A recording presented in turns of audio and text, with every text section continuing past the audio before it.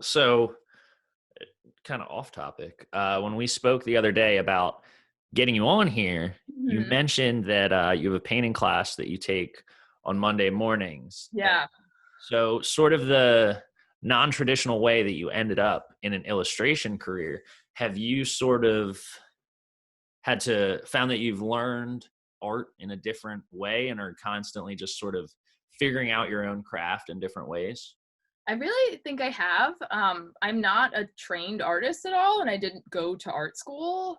It was something like a little bit later in my college career when I was in grad school that I realized that like this is something that I enjoy doing and I could pursue. Mhm. Um, but I didn't really like know that I could or like think have any expectation to. So it's been fun now trying to shifting my focus to kind of like self-identifying as an artist and what that means and how I Mhm. can make myself better. Mhm. I've been trying to just start diving into different mediums as a way to like kind of shift my head and shift my thinking and get myself out of like my own little art niche that I've created because I mean you don't have any feedback when you're doing this on your own. You don't have like Mhm. constructive criticism. You don't have anyone that like teach you how to do anything. You kind of just have to figure it out. Yeah. Um, but I think it has been like fun for my art practice to find other ways to dive into it that isn't necessarily just sitting on my iPad every day.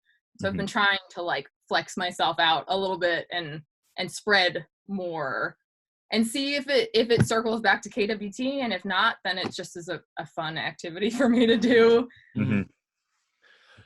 Is there, in not being the quote unquote traditionally trained artist, have you found that you have any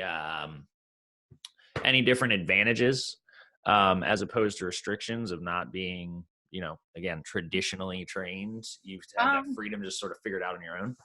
I mean, I have, I'm kind of mixed on it. I Mm. now regret not going to art school because I wish I had learned color theory and just like basic things that you Mhm. get from art school.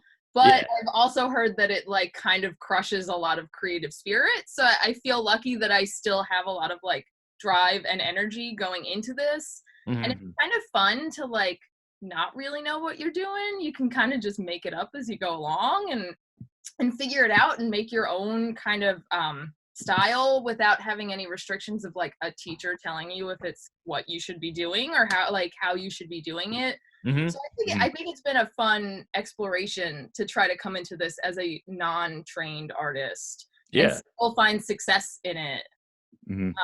And it's something that been I've always really liked like outsider art and like people that aren't trained artists and like graffiti artists and street artists, and like I feel like just vibing with them and trying to like figure myself out like they did is really inspirational to see other people that just started from nothing and were not trained in any way and are still like doing the damn thing and Right. succeeding Yeah. in it.